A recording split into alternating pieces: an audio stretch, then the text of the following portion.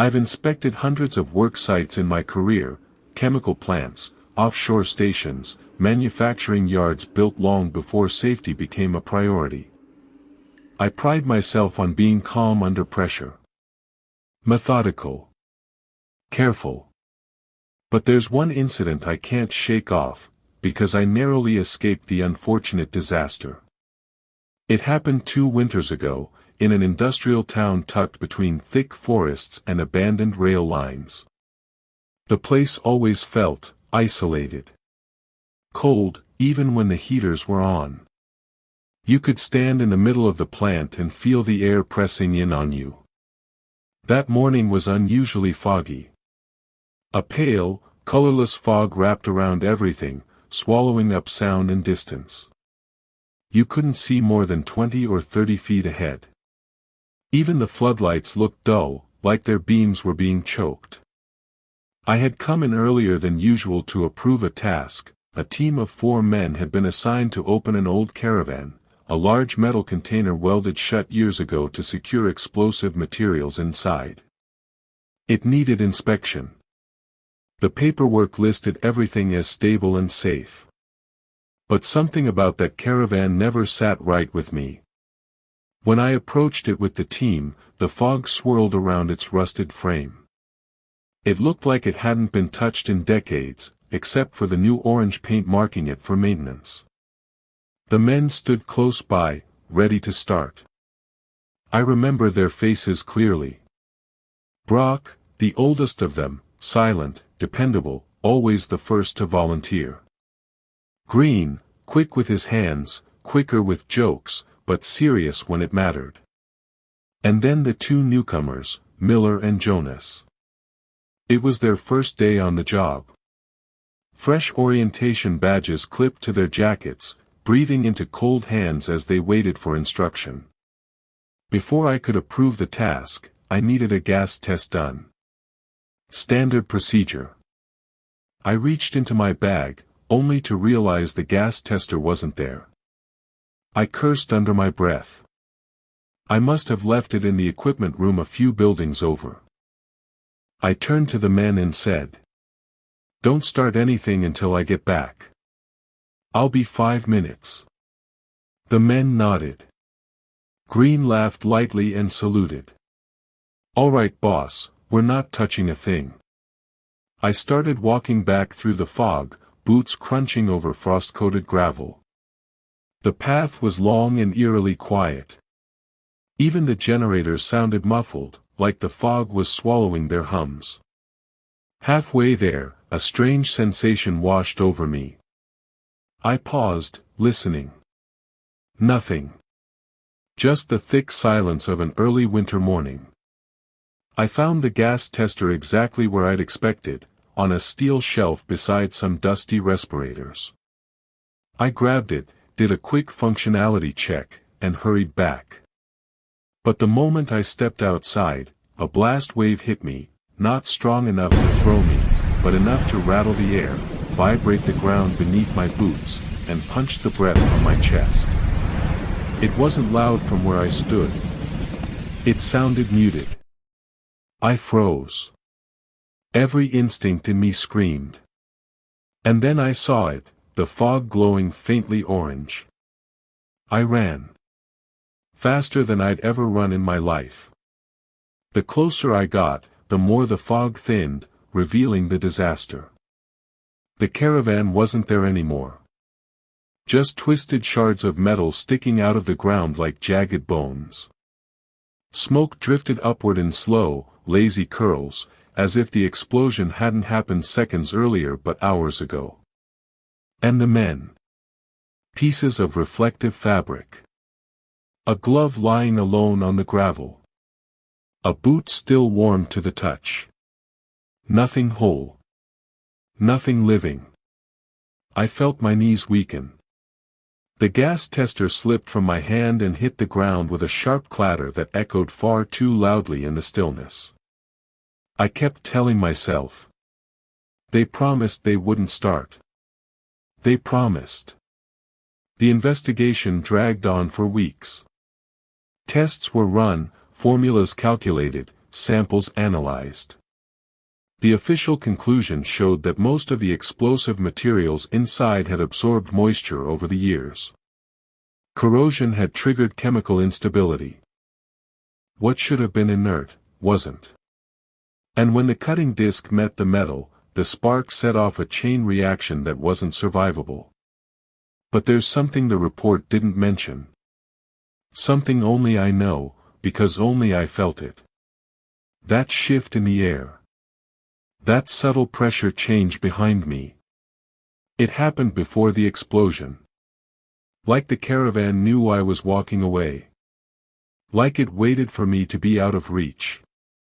Like whatever was dormant inside didn't want me there when it woke up. The incident left me with many questions unanswered. What really happened when I left? Why couldn't they wait for just a few minutes? What was the hurry? Did something else trigger that blast? What if it wasn't just corrosion? What if something else was inside that caravan, something that didn't want to be disturbed? I guess I'd never know. It's been 2 years now and I haven't gotten over that incident. I had always imagined how magical my first day at my dream job would be. In my head, it played out like a movie scene, me being shown around with a wide, confident smile, dressed smartly and looking sharp as I shook hands with my new colleagues. I imagined warm welcomes, firm handshakes, a tour of the production floor, and that quiet satisfaction that comes from finally arriving after years of struggle. For months, I lived inside that fantasy. So when the morning finally came, I woke up before my alarm. I stood in front of the mirror longer than usual, straightened my tie twice, brushed invisible dust from my jacket. I told my reflection, "You made it. My name is Daniel Kruger." I was 35 years old. And that morning, I was starting my first day as a production supervisor at one of the largest mattress manufacturing companies in the region. The factory was on the outskirts of a small industrial town with rows of warehouses, silent roads, low gray clouds hanging heavy in the sky. Inside the plant, everything was louder than I expected. Machines thundered. Conveyor belts rattled. Hydraulic presses exhaled in sharp, hissing bursts. The air smelled of foam, glue, hot metal, and sweat. I loved it instantly. My manager, Herr Vogel, was a thick-set man with tired eyes and a clipped voice. He shook my hand firmly and gave me a quick rundown in a British accent. "Today you observe. Tomorrow, you oversee," he said. No heroics. I followed him through the production lines, trying to absorb everything at once: workers in protective gear, stacks of steel frames, massive rolls of foam being pulled and cut with terrifying precision. This was a lot. I was assigned to line 4, where the heavy compression presses sealed each mattress once the layers were assembled. These machines were enormous, taller than a house, with jaws of steel that came down with enough pressure to flatten cars. The lead operator, Stefan, introduced himself with a nod. He didn't smile. He just pointed. "Watch. Learn. Stay clear of the press." For the first 2 hours, everything went smoothly. I observed the rhythm of the line. The timing. The choreography between men and machine. It was dangerous work, but efficient. Every movement mattered. Then, just before midday, the conveyor jerked. A half-finished mattress shifted sideways as it approached the compression press. One corner snagged on the metal guide rail. The belt kept pulling. The mattress began to fold inward on itself. "Jam!" someone shouted. Stefan rushed toward the control panel. He hit the stop. The conveyor slowed, but the press did not fully disengage. I remember thinking how strange the silence felt. All that noise reduced to scattered clanks and the soft whine of hydraulics winding down. Workers backed away instinctively. Everyone knew how fast things could go wrong near that machine. Stefan looked at me. "You're the supervisor now," he said. "You can authorize manual reset." My chest tightened. This was my first real decision on the floor. I stepped forward, heart pounding louder than the machines ever had. I leaned over the safety rail to reach the secondary release lever beneath the panel. The jammed mattress was crumpled just beneath the press head. "Hold everything," I shouted. The hydraulic system hissed. Then, without warning, the press dropped. Not all the way, just enough. Metal met foam with a deafening crack. The shockwave threw me backward. I slammed into the steel framework behind me. My helmet smashed against a support beam. Pain erupted across my skull, down my spine, through my ribs. I remember hitting the floor. I remember someone screaming my name. And then the world went black. When I woke up, I didn't know where I was. My mouth was dry. My head felt like it had been split open and stitched together again. A dull beeping sound pulsed beside me. Hospital. A nurse leaned over me, relief flooding her face. "Welcome back, Daniel. Welcome back."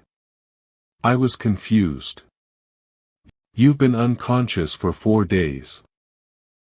My body felt foreign. Heavy. My left arm barely responded when I tried to move it. My ribs burned with every breath. Later that evening, the police came. They spoke gently. Carefully. They told me the compression press had partially reactivated during what should have been a full shutdown. A mechanical fault combined with a timing failure in the hydraulic system. Then they told me the rest. 2 men didn't make it. 2 workers who were standing just beyond the safety rail when the jam occurred. When the press dipped unexpectedly, the mattress lurched. Their reflexes weren't fast enough. They were crushed. Instantly. The room felt too small to contain what they were saying. I asked the question that tore me apart. Was it my fault? They didn't answer immediately.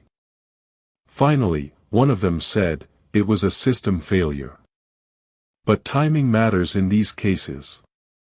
Timing. That word still follows me.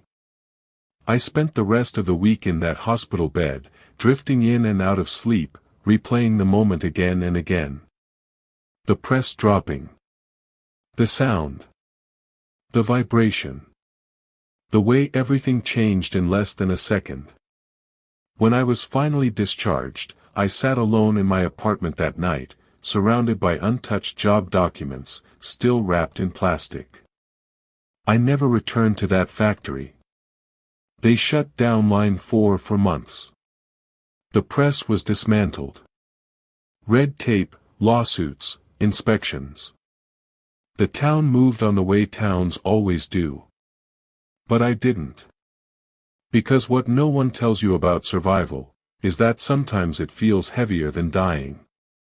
I still hear that sound in my dreams. And sometimes, when I pass industrial sites now, I think about how thin the line really is. The difference between routine and disaster. Between a normal workday, and a moment that ends lives forever. My dream job lasted less than 4 hours. 2 men never went home that day. The city was still half asleep when I stepped off the bus that morning. Cold air clung to my skin, and a thin gray mist floated just above the streets, blurring the buildings into dull, shapeless blocks. This part of town was known for old warehouses and abandoned offices, places businesses moved out of when they either grew too big, or failed completely. My name is Lucas Meyer, and at 28, I had just landed what I believed was my lucky break. The job came through a friend. Not a close friend, more like an old acquaintance I used to share a flat with years ago. We hadn't spoken in a long time. So when his message suddenly dropped into my inbox. "Bro, I found you work.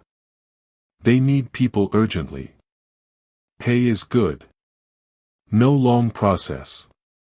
It felt like an answered prayer. I didn't ask too many questions. I couldn't afford to.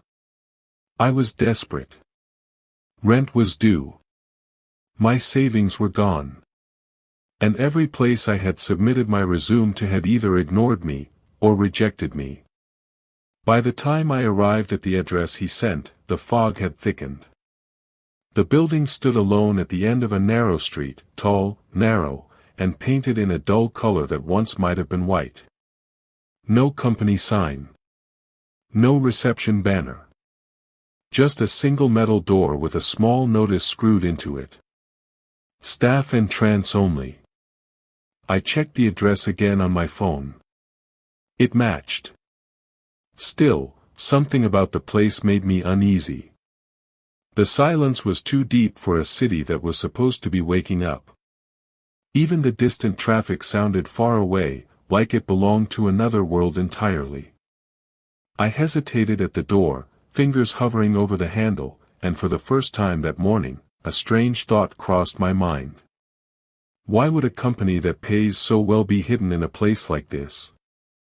That should have been my first warning. But when I remembered the bills waiting for me at home, I pushed the door open. Inside, the air was stale.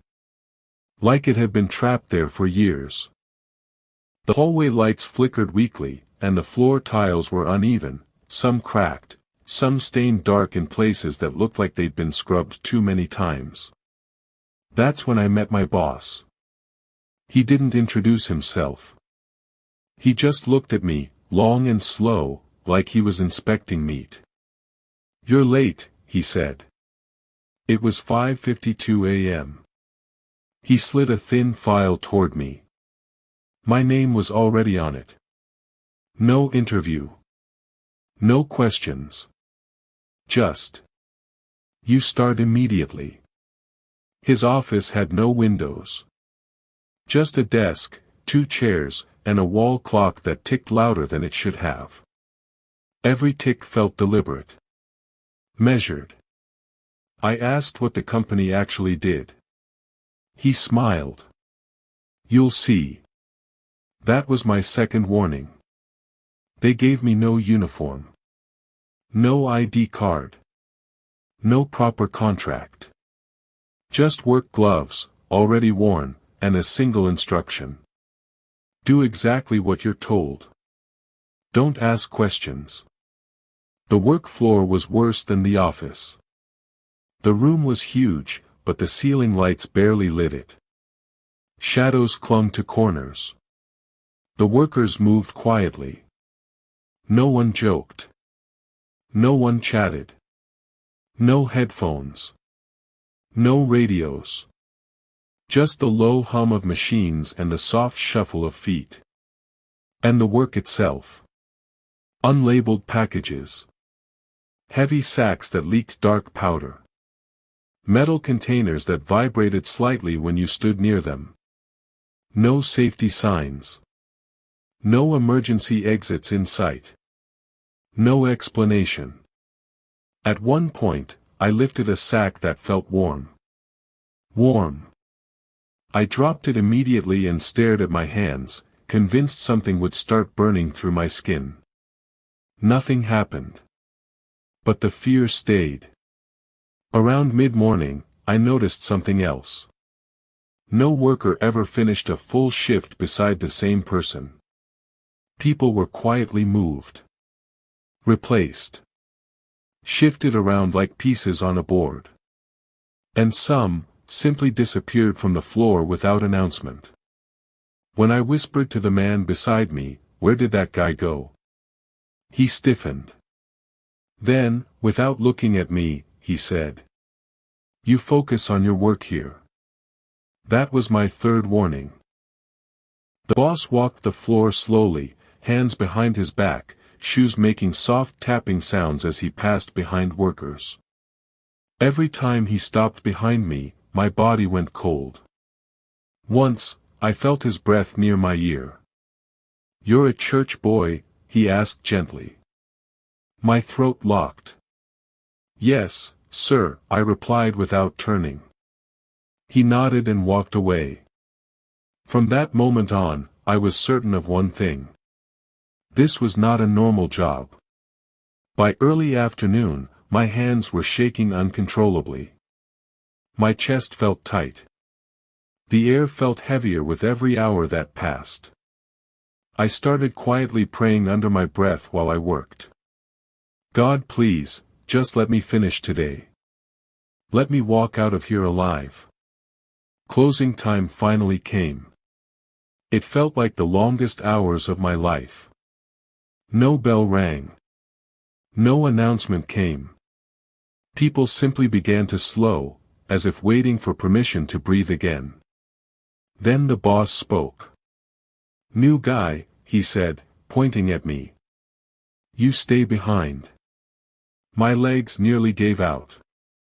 I wanted to say I couldn't. I wanted to fabricate a lie. I wanted to run. But my mouth wouldn't open. The others left without looking at me. One woman glanced back once. Her eyes were wet. She shook her head at me very slowly, as if she was saying goodbye to someone already dead.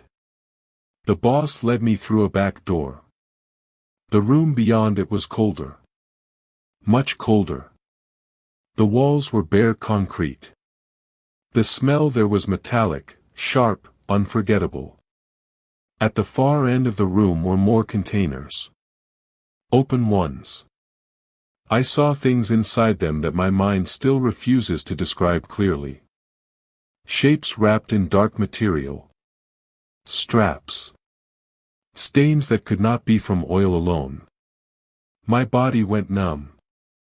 "You did well today," the boss said behind me. "You'll return tomorrow."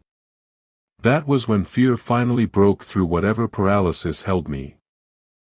I need to go home," I stammered. "Please." He was quiet for a moment. Then he smiled again. Slowly. "You may go," he said.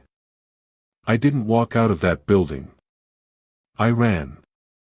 More like, I fled. I didn't stop until my lungs felt like they were tearing apart inside my chest. I didn't go home to sleep. I grabbed my passport, my documents, a few clothes, and that same night, I left the city. No resignation. No explanation. I stayed with a distant relative 2 towns away for weeks. Changed my number. Avoided unfamiliar streets. Jumped every time my phone rang. Months later, I tried to look up the company. The building still exists. But no business is registered there. No staff listings. No records. No history. Just an address. I blocked calls from unknown numbers. And I always pray that they never find me again.